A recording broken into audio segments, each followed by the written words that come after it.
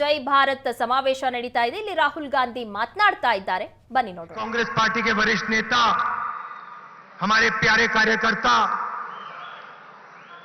भाइयों और बहनों, कर्नाटका के युवाओं, प्रेस के हमारे मित्रों, आप सबका यहां बहुत बहुत स्वागत, नमस्कार।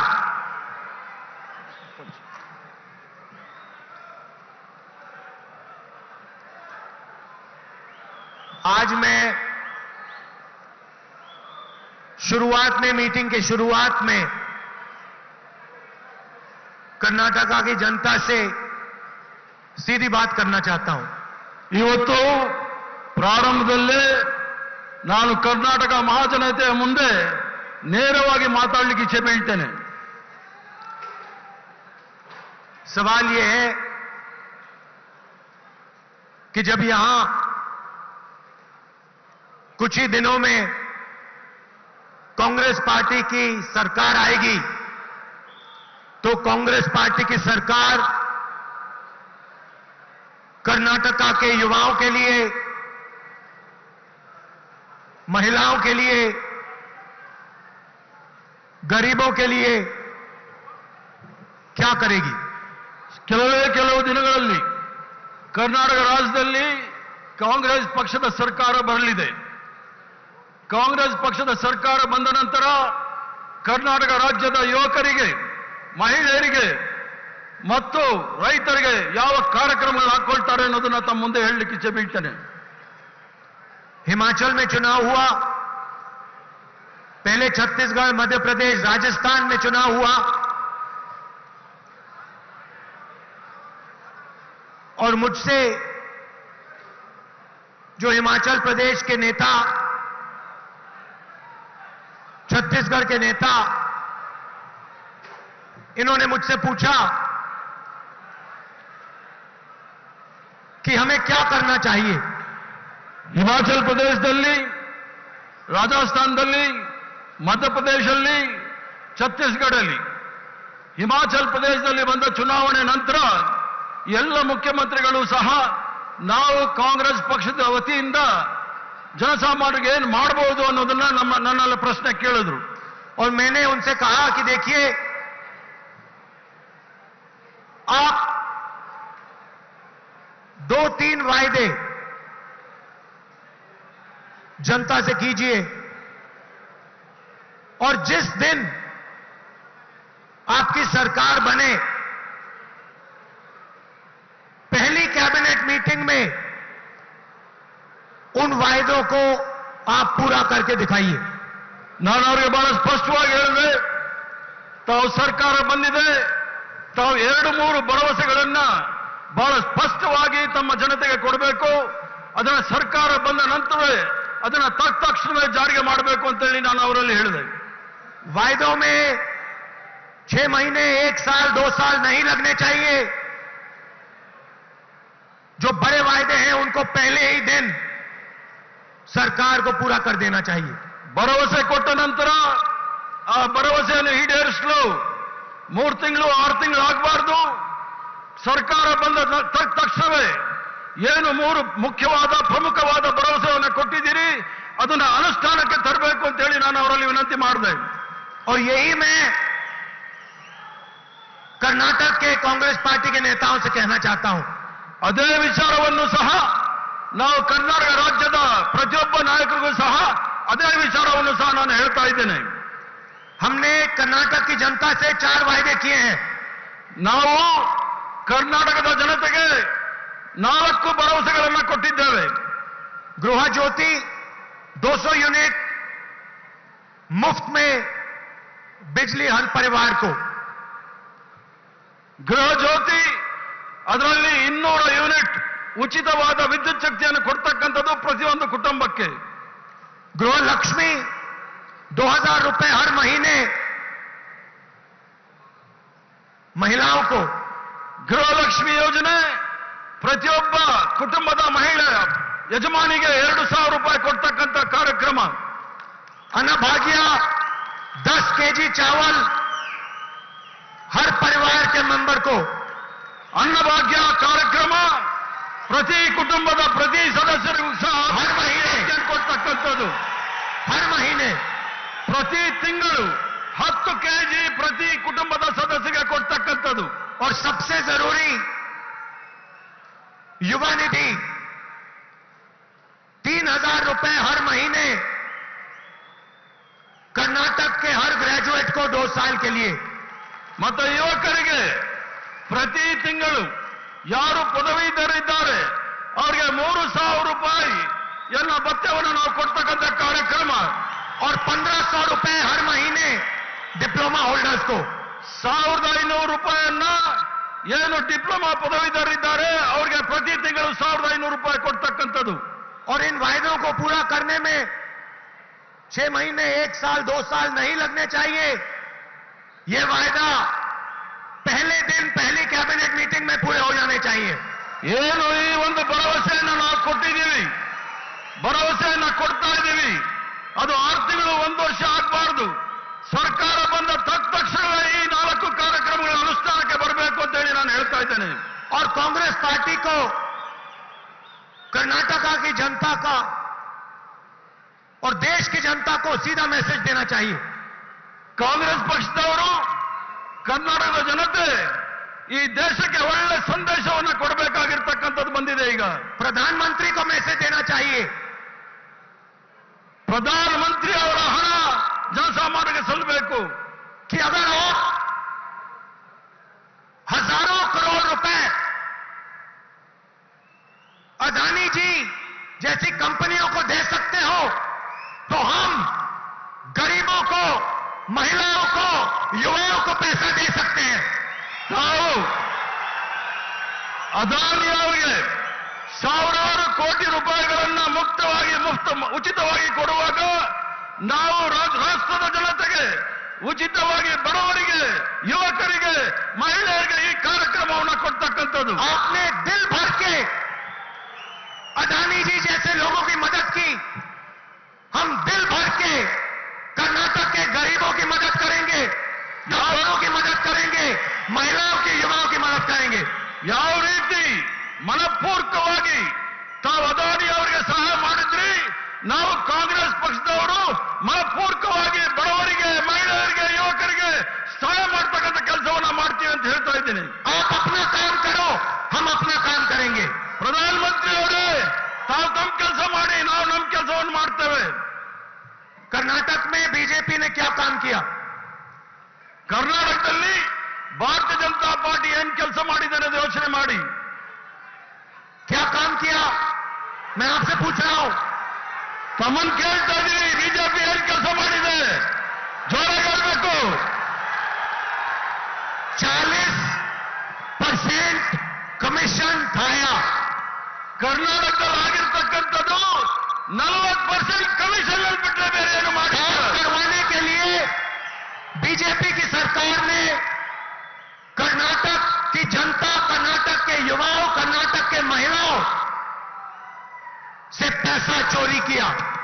ಭಾರತೀಯ ಜನತಾ ಪಾರ್ಟಿಯ ಸರ್ಕಾರ ಕರ್ನಾಟಕದಲ್ಲಿ ಬಡವರ, ಯುವಕರ, ಮಹಿಳೆಯರ ಹಣವನ್ನು ಕಳ್ಳತನ ಮಾಡಿದ್ದಾರೆ ಅನ್ನೋದಕ್ಕೆ ಯಾರು ಕಿಚ್ಚ ಬೀಳ್ತಾನೆ? जो भी इन्होंने किया 40% कमीशन इन्होंने लिया.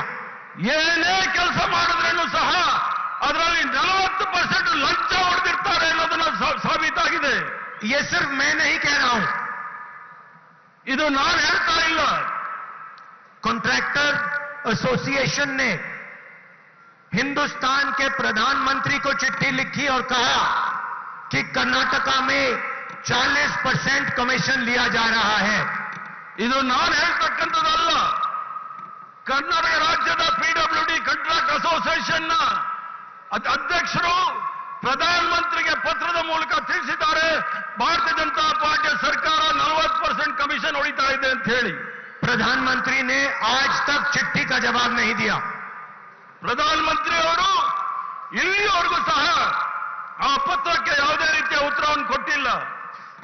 चिट्ठी का जवाब ना देने का मतलब कि प्रधानमंत्री ने यह बात मान ली कि 40% कमीशन कर्नाटका में लिया जाता है. ಪತ್ರಕ್ಕೆ ಉತ್ತರ ಕೊಡದೇ ಇರತಕ್ಕಂಥ ವಿಚಾರದಲ್ಲಿ ಅದರ ಅರ್ಥ ತಾವು ಸಹ 40% ಭ್ರಷ್ಟಾಚಾರದಲ್ಲಿ ಭಾಗಿಯಾಗಿದ್ದಾರೆ ಅನ್ನೋದನ್ನ ತಾವು ಹೇಳ್ತಾ ಇದ್ದೀರಿ. स्कूल एसोसिएशन ने चिट्ठी लिखी, पुलिस सब इंस्पेक्टर स्कैम हुआ, 80 लाख रिश्वत ली गई। ಹಗರಣದ ಸರಮಾಲೆ ಇದೆ. ಟೀಚರ್ಸ್ ನೇಮಕಾತಿಯಲ್ಲಿ, ಪೊಲೀಸ್ ನೇಮಕಾತಿಯಲ್ಲಿ ಎಲ್ಲದರಲ್ಲೂ ಸಹ ಭ್ರಷ್ಟಾಚಾರ ತುಳುಕ್ತಾ ಇದೆ. Assistant professor job scam, engineer job scam, assistant professor ಅವರ ನೇಮಕಾತಿ ಹಗರಣ ಮತ್ತು ಅಸಿಸ್ಟೆಂಟ್ ಇಂಜಿನಿಯರ್ ನೇಮಕಾತಿ ಹಗರಣ, ये सब आपने सहा है। ಇವೆಲ್ಲವೂ ಸಹ ತಮ್ಮ ಕಣ್ಣು ಮುಂದೆ ಇದೆ. और जब मैंने ये बात पार्लियामेंट में रखी, जब मैंने अडानी जी के बारे में प्रधानमंत्री से सवाल पूछे, ನಾನು ಈ ವಿಚಾರವನ್ನ ಪಾರ್ಲಿಮೆಂಟ್ ಅಲ್ಲಿ ಮಂಡಿಸಿದಾಗ, ಅದಾನಿ ವಿಚಾರದಲ್ಲಿ ನಾವು ಈ ಪ್ರಶ್ನೆಯನ್ನು ಕೇಳಿದಾಗ ಪಾರ್ಲಿಮೆಂಟ್ ಅಲ್ಲಿ पहले मेरा माइक ऑफ कर दिया गया। ನನ್ನ ಪ್ರಶ್ನೆ ಕೇಳುವ ಮೊದಲೇ ನನ್ನ ಮೈಕ್ ಆಫ್ ಮಾಡಿದ್ರು. मैंने क्या पूछा? ನಾನೇನ್ ಕೇಳಿದೆ ಅಂತ ತಿಳ್ಕೊಳ್ಳಿ. प्रधानमंत्री जी, आपका अडानी जी से क्या रिश्ता है? ನಾನು ಕೇಳಿದಿಷ್ಟೇ, ಪ್ರಧಾನಮಂತ್ರಿಗಳೇ ನಿಮಗೆ ಮತ್ತು ಅದಾನಿಗೆ ಯಾವ ಸಂಬಂಧ ಇದೆ ಅಂತ ಕೇಳಿದೆ ಅಂತ ಹೇಳಿದೆ. मैंने पार्लियामेंट में एक फोटो दिखाई, ಪಾರ್ಲಿಮೆಂಟ್ जिसमें नरेंद्र मोदी अडानी जी के हवाई जहाज में रिलैक्स करते हुए दिखते हैं। ನಾನು ಪಾರ್ಲಿಮೆಂಟ್ ಅಲ್ಲಿ ಒಂದು ಚಿತ್ರವನ್ನು ತೋರಿಸಿದೆ. ऐसे बैठे हैं जैसे वो अपने घर में बैठे हैं। ಅದರಲ್ಲಿ ಅದಾನಿ ಅವರು, ಮೋದಿ ಅವರು ಒಂದು ಪ್ಲೇನ್ ಅಲ್ಲಿ ಕೂತ್ಕೊಂಡಿದ್ರು.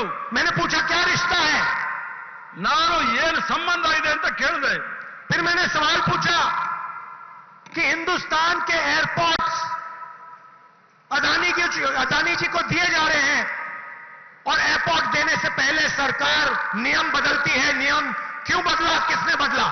ದೇಶದ ವಿಮಾನ ನಿಲ್ದಾಣಗಳನ್ನ ಅದಾನಿ ಅವರಿಗೆ ಎಲ್ಲ ಕಾನೂನನ್ನ ಬದಲಾವಣೆ ಮಾಡಿ ಅದಾನಿ ಅವರಿಗೆ ಕೊಡ್ತಾ ಇದ್ದಾರೆ, ಯಾಕೆ ಕೊಡ್ತಾ ಇದ್ದಾರೆ ಅಂತ ಹೇಳಿ ನನ್ನ ಪ್ರಶ್ನೆ ಕೇಳಿದೆ. नियम था कि एयरपोर्ट चलाने के लिए एक्सपीरियंस होना चाहिए। अडानी जी का कोई एक्सपीरियंस नहीं है एयरपोर्ट चलाने में। ಏನು ನಿಯಮದಲ್ಲಿ ಅನುಭವ ಇರ್ತಕ್ಕಂಥವ್ರಿಗೆ ಏರ್ಪೋರ್ಟ್ ಕೊಡ್ತಕ್ಕಂಥ ನಿಯಮ ಇದೆ.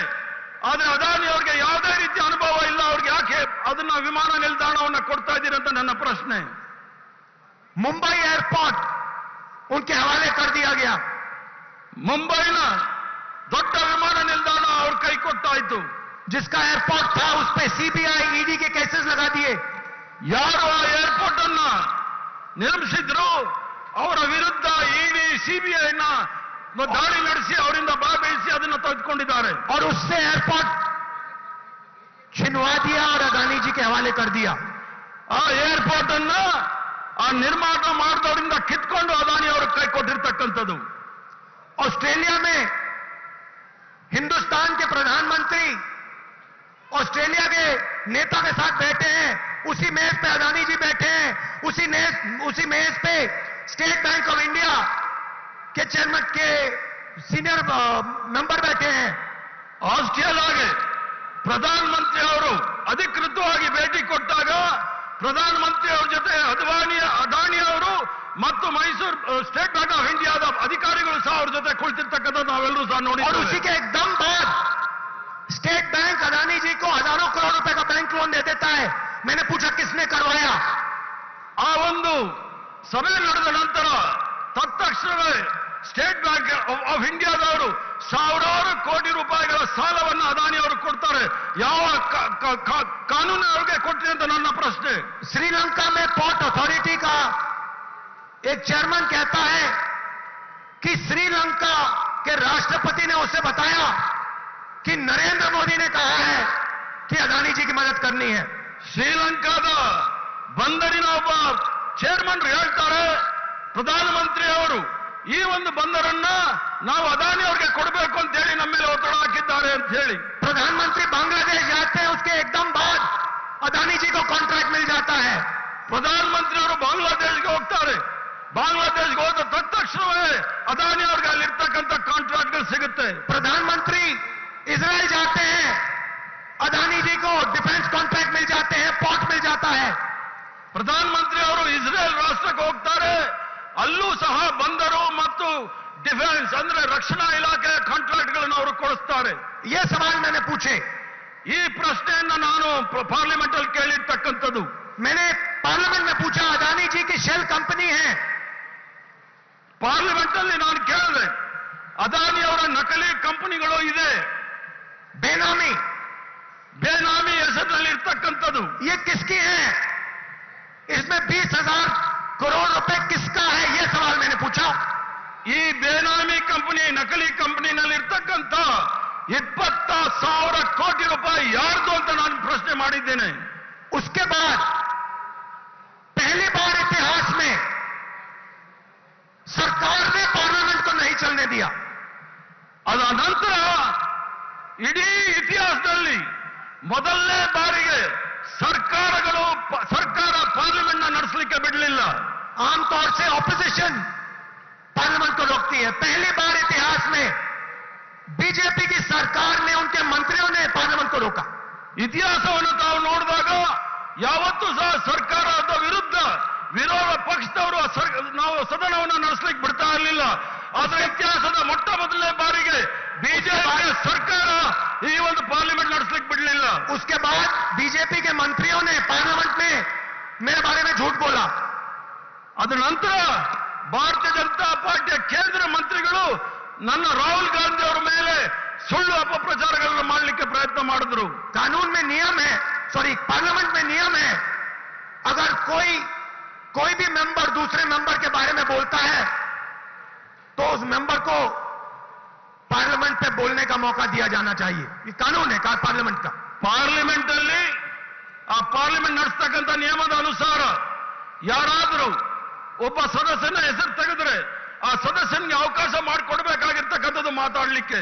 मैंने स्पीकर को 2 चिट्ठियां लिखी,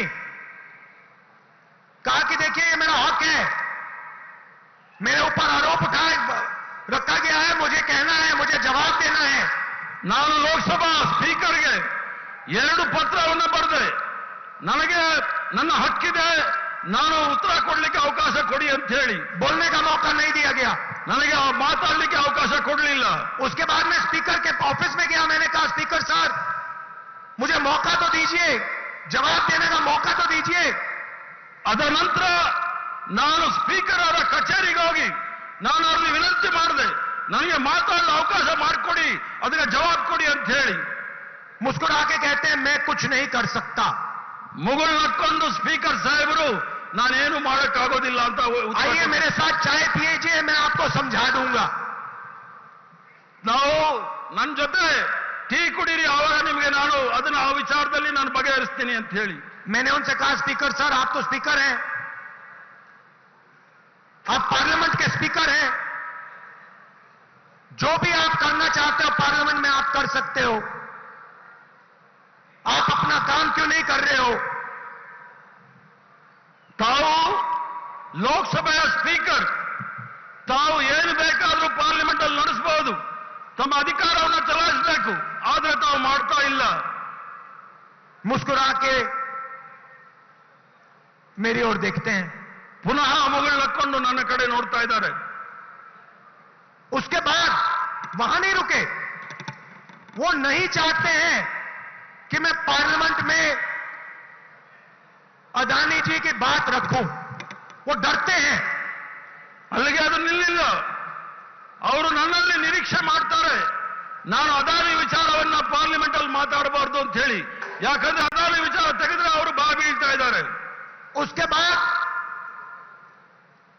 मुझे पार्लियामेंट से डिस्क्वालीफाई कर दिया. ಅದಾದ ನಂತರ ನನ್ನನ್ನ ಲೋಕಸಭಾ ಸದಸ್ಯತ್ವದಿಂದ ನನ್ನನ್ನು ಬರ್ಖಾಸ್ ಮಾಡ್ತಾರೆ, ಅನರ್ಹರಾಗಿ ಮಾಡ್ತಾ ಇರ್ತಕ್ಕಂಥದ್ದು ನಾವು ನೋಡಿದ್ದೇವೆ. ये सोचते हैं कि पार्लियामेंट से मुझे हटाकर धमकाकर डरा देंगे. ಇವರು ಭಾರತೀಯ ಜನತಾ ಪಾರ್ಟಿಯವರು ಯೋಚನೆ ಮಾಡಬಹುದು, ನನ್ನನ್ನು ಪಾರ್ಲಿಮೆಂಟ್ ಇಂದ ಅನರ್ಹ ಮಾಡಿ ನನಗೆ ಭಯ ಬೀಳಿಸೋ ಪ್ರಯತ್ನ ಮಾಡಿದ್ರೆ ನಾನೇನಾದ್ರೂ ಬಗ್ತೀನಿ ಅಂತ ಹೇಳಿ. मैं नहीं डरता इनसे. ನಾನು ಇದಕ್ಕೆಲ್ಲ ಭಯ ಬೀಳೋನಲ್ಲ. मैं फिर से दोहराता हूं, प्रधानमंत्री जी आपका अदानी जी के साथ क्या रिश्ता है और ये 20,000 करोड़ रुपए जो शेल कंपनीज में है वो किसके हैं? ये जो बेनामी पैसा है वो किसका है और कहां से आया? ನಾನು ಪುನಃ ಉಚ್ಚಾರಣೆ ಮಾಡ್ತೇನೆ, ಪುನರುಚ್ಚಾರ ಮಾಡ್ತೀನಿ. ಪ್ರಧಾನಮಂತ್ರಿ ಅವರೇ, ನರೇಂದ್ರ ಮೋದಿ ಅವರೇ, ಈ ಅದಾನಿ ಅವರ ನಕಲಿ ಕಂಪನಿಗಳಲ್ಲಿ ಇರ್ತಕ್ಕಂಥ 20,000 ಕೋಟಿ ಎಲ್ಲಿಂದ ಬಂತು ಅಂತ ನಾನು ಈಗಲೂ ಪ್ರಶ್ನೆ ಮಾಡ್ತೀನಿ, ಮುಂದೆನೂ ಪ್ರಶ್ನೆ ಮಾಡ್ತೇನೆ. और जब तक इसका जवाब नहीं मिलेगा तब तक मैं नहीं रुकने वाला हूं. ನನಗೆ ಎಲ್ಲಿ ತನಕ ಈ ವಿಚಾರದಲ್ಲಿ ಉತ್ತರ ಸಿಗೋದಿಲ್ಲ, ಅಲ್ಲಿ ತನಕ ನನ್ನ ಹೋರಾಟ ಮುಂದುವರಿಯುತ್ತೆ ಅನ್ನೋದು ಹೇಳ್ತಾ ಇದ್ದೇನೆ. मुझे डिस्क्वालीफाई कर दो, जेल में डाल दो, कुछ भी कर दो, कोई फर्क नहीं पड़ता. ನನ್ನನ್ನ ಅನರ್ಹ ಮಾಡು, ಜೈಲ್ಗೆ ಹಾಕು, ನನಗೇನು ವ್ಯತ್ಯಾಸ ಆಗೋದಿಲ್ಲ ಈ ಹೋರಾಟದಲ್ಲಿ. अदानी जी एक चिन्ह है. ಅದಾನಿ ಅವರು ಒಂದು ಮಾದರಿಯಾಗಿದ್ದಾರೆ ಮೋದಿ ಅವರಿಗೆ. करप्शन के एक चिन्ह है. ಭ್ರಷ್ಟಾಚಾರದ ಒಂದು ಮಾದರಿ. 21वीं सदी में एक व्यक्ति हिंदुस्तान का पूरा इंफ्रास्ट्रक्चर, एयरपोर्ट, पोर्ट, सड़क, सारा का सारा उठा ले जाता है. 21ನೇ ಶತಮಾನದ ಇತಿಹಾಸ ಕೇವಲ ಒಬ್ಬ ಮನುಷ್ಯ ಭಾರತ ದೇಶದ ಮೂಲಭೂತ ಸೌಕರ್ಯಗಳನ್ನೆಲ್ಲರೂ ಸಹ, ಏರ್ಪೋರ್ಟ್ ಇರಬಹುದು, ಬಂದರ್ ಇರಬಹುದು, ಎಲ್ಲರೂ ಸಹ ಒಬ್ಬರ ಕೈಯಲ್ಲಿದೆ.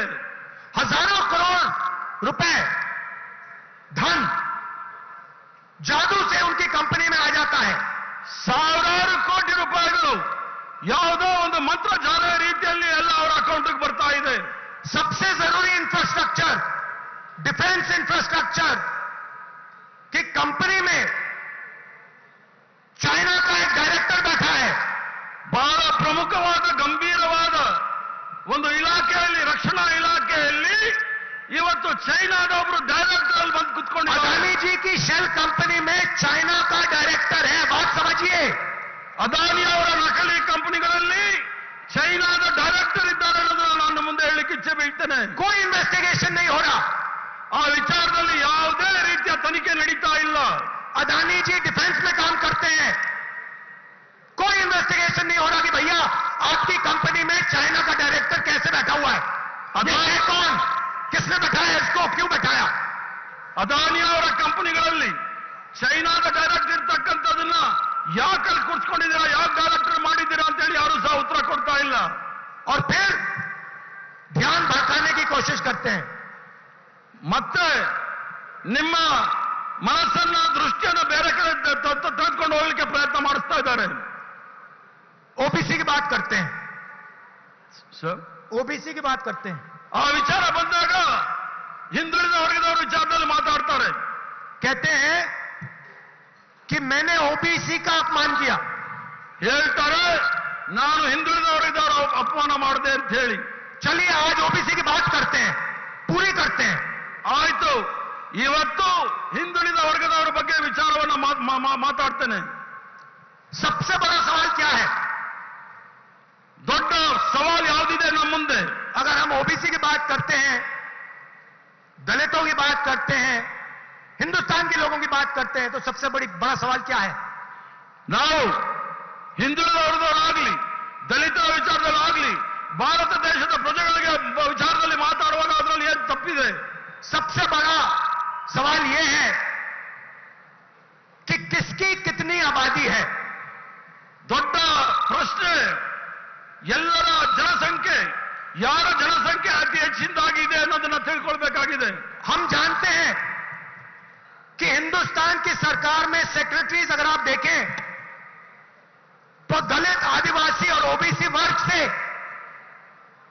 सिर्फ 7% आते हैं.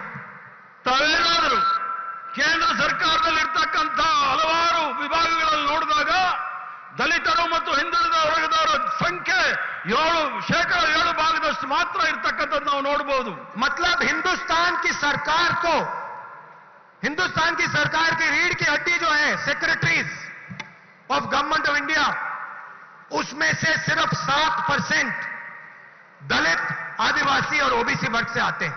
ಏನು ಕೇಂದ್ರ ಸರ್ಕಾರದ ವಿವಿಧ ವಿಭಾಗಗಳ ಬೆನ್ನುಮೂಳೆ ಅಂತ ಹೇಳಿಸ್ಕೊಳ್ತಕ್ಕಂಥ ಅದರಲ್ಲಿ ನೋಡಿದಾಗ ಕೇವಲ 7% ಮಾತ್ರ ದಲಿತರು ಮತ್ತು ಹಿಂದುಳಿದ ವರ್ಗದವರು तो ಇರ್ತಕ್ಕಂಥದ್ದು. सबसे बड़ा सवाल है, हिंदुस्तान में ओबीसी कितने हैं, आदिवासी कितने हैं, दलित कितने हैं?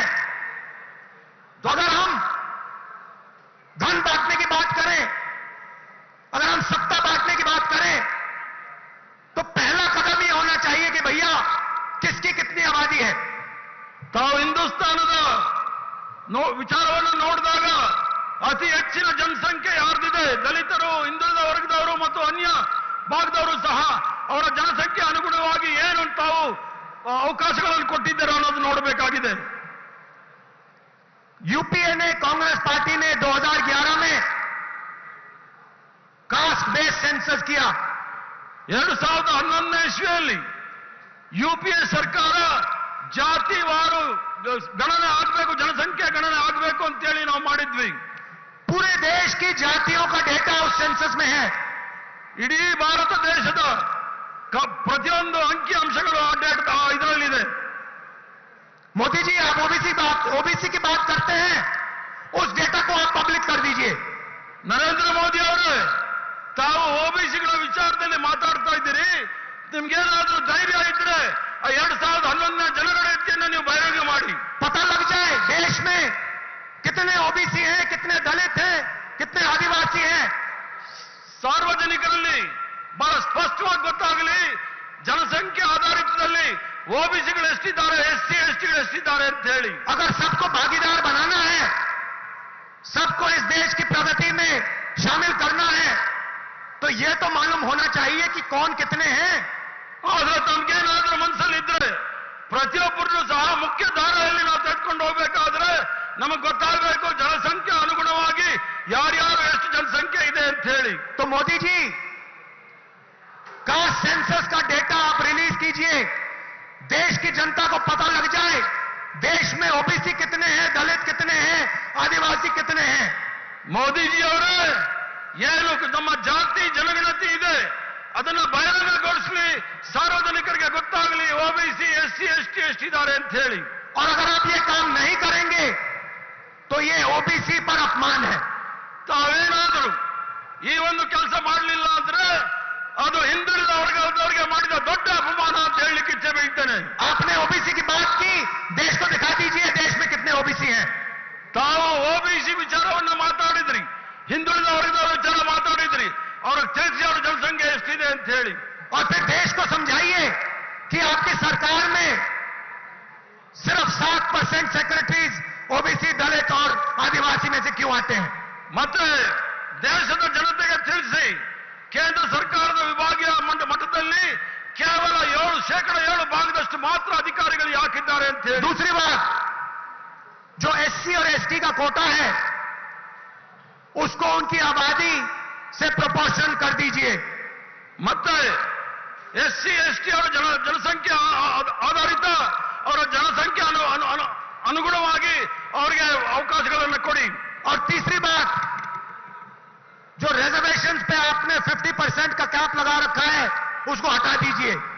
ಮತ್ತೊಂದು ವಿಚಾರ, ಏನು ಮೀಸಲಾತಿ ವಿಚಾರದಲ್ಲಿ 50% ತಾವು ಅದನ್ನ ಇಟ್ಟಿದ್ದೀರಿ, ಅದನ್ನ ತೆಗೆದುಹಾಕಿ. फिर बात करते हैं ओबीसी का अपमान कौन करता है. ಆ ನಂತರ ನಾವು ಮಾತಾಡಬಹುದು ಓಬಿಸಿ ವಿಚಾರದಲ್ಲಿ ಯಾರು ಅಪಮಾನ ಮಾಡ್ತಾ ಇದ್ದಾರೆ ಅಂತ ಹೇಳಿ. भाइयों और बहनों, कर्नाटक में कांग्रेस पार्टी की सरकार आने वाली है. ಅಕ್ಕ ತಂಗಿಯರೇ, ಕರ್ನಾಟಕ ರಾಜ್ಯದಲ್ಲಿ ಕಾಂಗ್ರೆಸ್ ಪಕ್ಷದ ಸರ್ಕಾರ ಬರಲಿದೆ. प्रधानमंत्री जी सिर्फ अदानी जी जैसे लोगों की मदद करते हैं. ಪ್ರಧಾನಮಂತ್ರಿ ಅವರು ಕೇವಲ ಅದಾನಿ ಅಂತ ಅವರಿಗೆ ಸಹಾಯ ಮಾಡಲಿಕ್ಕೆ ಮುಂದೆ ಬರ್ತಾ ಇದ್ದಾರೆ. कांग्रेस पार्टी कर्नाटका के किसानों, मजदूरों और छोटे व्यापारियों की मदद करेगी. ಕಾಂಗ್ರೆಸ್ ಪಕ್ಷ ಅಧಿಕಾರಕ್ಕೆ ಬಂದ್ರೆ ನಾವು ರೈತರು, ಕಾರ್ಮಿಕರು ಮತ್ತು ಸಣ್ಣ ಉದ್ಯಮಿದಾರರಿಗೆ ಸಹಾಯವನ್ನು ಮಾಡ್ತೇವೆ. मोदी जी ने बैंकों के दरवाजे अरबपतियों के लिए खोले हैं. हम बैंक के दरवाजे किसानों के लिए, मजदूरों के लिए, छोटे दुकानदारों के लिए, छोटे व्यापारियों के लिए खोलेंगे. ಮೋದಿಯವರು ಬ್ಯಾಂಕ್ಗಳ ಬಾಗಿಲನ್ನು ಕೇವಲ ಉದ್ಯಮಪತಿಗಳು, ಕರೋಡ್ಪತಿಗಳಿಗೆ ಕೊಟ್ಟಿದ್ದಾರೆ. ನಾವು ಅಧಿಕಾರಕ್ಕೆ ಬಂದ್ರೆ ಬಡವರಿಗೆ, ರೈತರಿಗೆ, ಕಾರ್ಮಿಕರಿಗೆ, ಕೂಲಿ ಕೆಲಸಗಾರರಿಗೆ ನಾವು ಬ್ಯಾಂಕಿನ ಬಾಗಿಲನ್ನು और ತೆಗೆತೇವೆ. कर्नाटका की सरकार पार्टी कर्नाटका की सरकार गरीबों की सरकार, किसानों, मजदूरों और छोटे व्यापारियों की सरकार बनाएगी। ಕರ್ನಾಟಕದಲ್ಲಿ ಕಾಂಗ್ರೆಸ್ ಸರ್ಕಾರ ಆದಾಗ ಅದು ರೈತರ, ಕಾರ್ಮಿಕರ ಮತ್ತು ಸಣ್ಣ ಉದ್ಯಮಿದಾರರ ಸರ್ಕಾರ ಆಗುತ್ತೆ ಅಂತ ಹೇಳಿ ನಾನು ಹೇಳಲಿಕ್ಕೆ ಇಚ್ಛೆ ಬೀಳ್ತೇನೆ. मुझे बहुत खुशी हो रही है कि कांग्रेस पार्टी कर्नाटक में एक होकर लड़ रही है। ಬಹಳ ಸಂತೋಷ ವಿಚಾರ ಏನು ಅಂದ್ರೆ ಕರ್ನಾಟಕ ರಾಜ್ಯದಲ್ಲಿ ಕಾಂಗ್ರೆಸ್ ಪಕ್ಷ ಒಗ್ಗಟ್ಟಾಗಿ ಹೋರಾಟ ಮಾಡ್ತಾ ಇದೆ ಅಂತಕ್ಕಂಥ ವಿಚಾರ. भाई और बहनों, पूरी मेजॉरिटी से कांग्रेस पार्टी को यहां जिताना है। ಅಕ್ಕ ತಂಗಿಯರೇ ಮತ್ತು ಅಣ್ಣ ತಮ್ಮಂದಿರೇ, ಸಂಪೂರ್ಣ ಪೂರ್ಣ ಬಹುಮತದಿಂದ ಕಾಂಗ್ರೆಸ್ ಪಕ್ಷವನ್ನ ಆರಿಸ್ಕರಿಸಲಿ ಅಂತ ಹೇಳಿ ತಮ್ಮಲ್ಲಿ एक ವಿನಂತಿ बात ಮಾಡ್ತಿದ್ದೆ. याद रखिए, बीजेपी की पूरी कोशिश होगी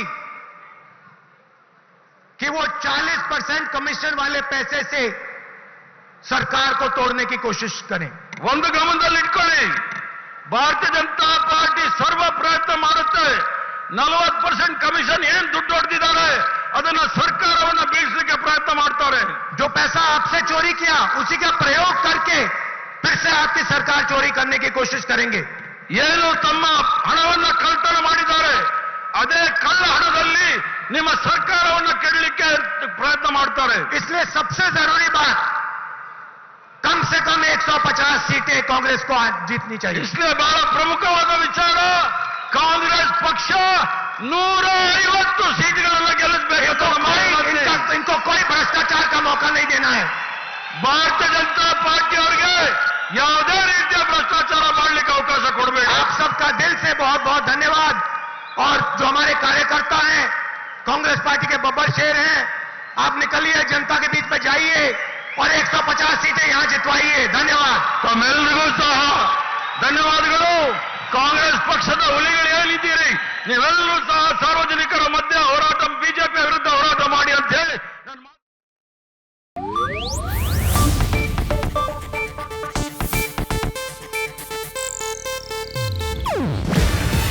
ಇದು ಏಷ್ಯಾನೆಟ್ ನ್ಯೂಸ್ ನೆಟ್ವರ್ಕ್ ಪ್ರಸ್ತುತಿ. ನೀವು ನೋಡ್ತಿದ್ದೀರಾ ಏಷ್ಯಾನೆಟ್ ಸುವರ್ಣ ನ್ಯೂಸ್.